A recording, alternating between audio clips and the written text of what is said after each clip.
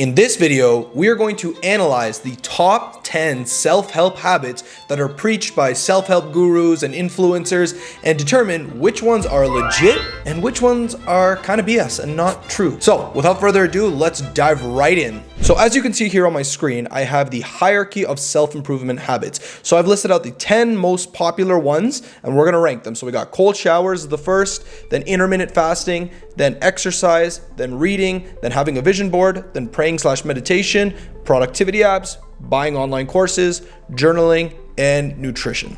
So let's dive right in. So I'll tell you right now, right off the bat, cold showers, I'll put in the A tier, right? Why? Because is it life-changing? Yes, but I would reserve the S tier for only the best of the best. So doing cold showers every morning has so many health benefits. Now, I'm not a doctor or anything, but if you follow Huberman or any of these big influencers who talk about cold showers and the science of it, it's extremely good for you, helps you lose weight, keeps you way more alert, gets your adrenaline going, like everything about it just gets you feeling good. If you take a cold shower and you walk out of the shower, you're ready to conquer the day. And it's just a really, really good habit to have into your life. So I'm a big fan. I take cold showers every single day. And I can tell you that honestly, doing cold showers has massively improved the quality of my life, right? Like I hit the day strong just by doing that. So I'll put that in the A tier. Now let's go into next one here. We have intermittent fasting. Now, intermittent fasting is also something I do, and it has been a huge value add to my life because I don't eat breakfast. I literally just drink a coffee, black coffee, and it gives me the energy to work for the day.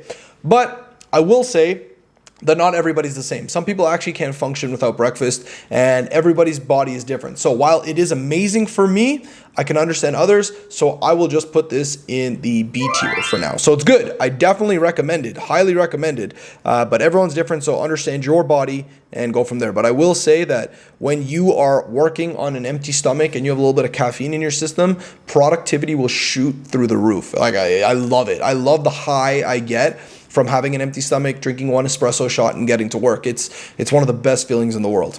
So I'll put that right there in B tier. Now, next one is exercise. Honestly, without question, this has to go in the S tier. Exercise is probably one of the most life-changing things you can possibly do for your life. Doesn't really matter what kind of exercise you're doing as long as you're breaking a sweat and getting it out there. Now, I personally love lifting weights. I love playing basketball. I even like playing squash. And those things really get me going. But genuinely, exercise, yeah, it's life-changing, right? I don't even think you need to even be in the self-help world to understand the life-changing benefits of exercise. Go and do exercise. Make it a regular routine in your life. Do it at least 4 to 5 times a week. Break a sweat. Get out there. Like, if there's anything that deserves to be an S tier, it's exercise. Do not skip out on that. Truly, I mean that exercise is probably one of the most important things you can ever do for your life, for your health, for your life expectancy, everything. So that goes without question. Next one here is reading. Now, reading has actually been a huge part of my life, and I'll attest a lot of my success to books, right? I read so much, and it's the books and the knowledge that I've absorbed from, self-help to business books to all of that stuff that's really helped me. There was a point in my life where I was literally reading one book a week. I'll be honest, I was doing Audible a lot because I was just always on the go, but plugging in my earphones, listening to a book on Audible was some of the best experiences I've had in my life, and I still read to this day. So I will definitely put reading books in the A tier, because the only way you're going to get smarter, you're going to get better, is if you learn. And the only way you're going to learn is from books. Well, it's not the only way, but it's one of the fastest, cheapest, and most effective ways to learn. Think about it. You get a book on Audible, it's like $10-15, and the amount of information you can download into your brain from that book could be worth thousands, hundreds of thousands, millions of dollars to you. So books are definitely something I would say is a must do, so they fall right into the A tier. Now let's take a look at the next one, vision boards. Now, I'm honestly just gonna go right to it and put vision boards in the C tier. And I'll tell you why I think they're kind of meh. Because I know a lot of people who have vision boards, and the truth is they'll spend all this time making this great vision board, and they'll think it's going to do something, and then they'll just kind of forget about it. Like they put it as the background on their phone, or they put it, on their wall, and they forget to even pay attention to it, and it doesn't really do much. Now, I'm not saying it doesn't work. I know some people who do have it on their phone, look at it, absorb it, and they get great results from it. And I do understand, the whole idea behind vision boards, right? It's that you want to see your goals in the present tense. And the truth is, I have my own version of vision boards. I actually do. If you probably can't see, but over there on my fridge, I have my own vision board where I always look at it and absorb it. So I do think it's very, very important and it's good to have. But the reason I put it in the C tier is because most people don't actually follow it for what it's actually meant to do. You're actually literally, the whole point of a vision board is to stare at it and literally imagine yourself in the present tense, having already achieved it. Now, if you're doing that, then yeah, we might bump it up a few notches. But the thing is, most people don't do that with their vision boards. They just kind of create it and leave it there. And for that reason, I'll put it in the meh tier, C tier. Okay, let's look at the next one here. Next we have here is praying and meditation. Now, I'll be honest, everyone has their own way of doing it. Some people are very religious, some people just like meditating, but I'll tell you right now, this is something that goes in the A tier. And I'll tell you why. It's because if you don't meditate or pray, you start to actually become very selfish, right? You start to always think about yourself, you start to think about money too much, you start worshiping money, you get into this dark side of you that actually in reality holds you back a lot. And being able to meditate it helps you so much to just relax yourself. You know, my brother has been meditating, I think, almost every single day for the last year plus. And I've noticed him, he has gotten so much calmer. He assesses situations better. I've seen it, right? Like in the people closest to me, I've noticed it myself that when I meditate, you know, when life does punch you in the face inevitably, which does happen day to day, you can just handle it better. And meditating and praying is something that really, really helps. So I would say, truthfully, you don't need to do both. If you can just find one that you rely with more, like for example, if you're really religious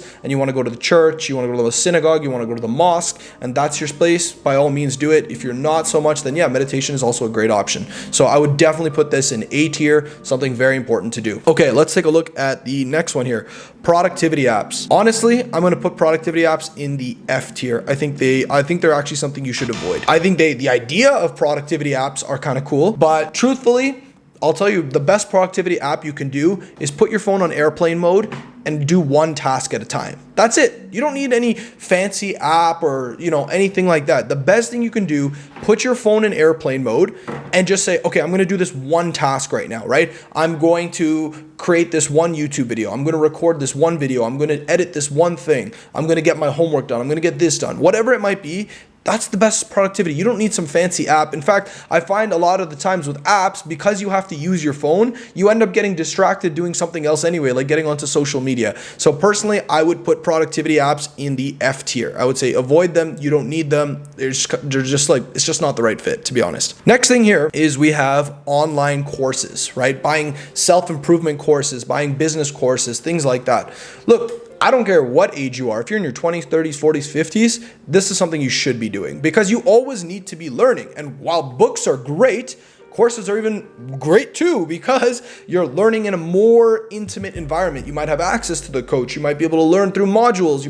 There's visual representations. It's a whole nother level of learning. And truthfully, just because you may have finished school or university or whatever, doesn't mean you should stop learning. You should continue to learn. And that's why I would definitely put online courses in the B tier. It's something that's very good for you, and I highly, highly recommend that you do it. You should always be having like one course you're kind of learning, right? Take some time, learn. Look, you have to be learning. If you're not actively learning and you're not actively, working on growing yourself and through courses or books or whatever, you'll actually have atrophy in your brain. It's like, I'll give you an example, right? My father is Iranian and I speak Farsi, but I don't have the time to I'm like where I live, everything is, Farsi is not a common language to speak. And because I'm not actively speaking the language, I notice that sometimes I'll slip up on my words. My grammar is not correct. I'm just like, I can't communicate as fluidly as I used to. And that's because my brain went into a bit of atrophy with that language, right? So it's the same thing. Having courses, learning, being able to put yourself in those environments keeps your brain stimulated, keeps you rolling, right? So that's why I would put courses in the B tier. Very good. Make sure you're doing it. All right, let's go into next one here is journaling. Journaling, I'll honestly put in the D tier. It's a bit overrated. And again, this is just for me. Some people might say, no, journaling is so important to me, all of this kind of stuff, writing down my thoughts. And that's fair too, right? But I'm just talking about for me, I think journaling it is what it is.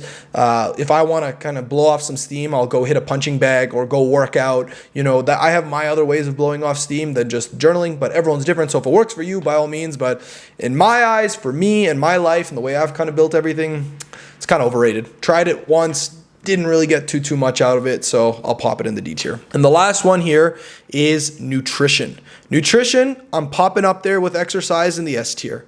I'm telling you right now that if you're eating out all the time and you're not taking care of your diet, it's going to affect everything. You're going to wake up sluggish. You're just not going to perform at the highest level. No matter how, how young you think you are and you think your body can get over it, I'm telling you, it's just not good habits to build. You got to eat clean. And the easiest thing is just to eat natural foods, right? Eat fruits, eat vegetables, eat meat, do whatever, but eat clean, right? You don't need to, you have to understand, I think I read a quote that this, or something, a study that said that McDonald's fries have 17 ingredients in them. That's crazy. It's literally supposed to be potatoes, salt and maybe milk or something to make it taste a little better.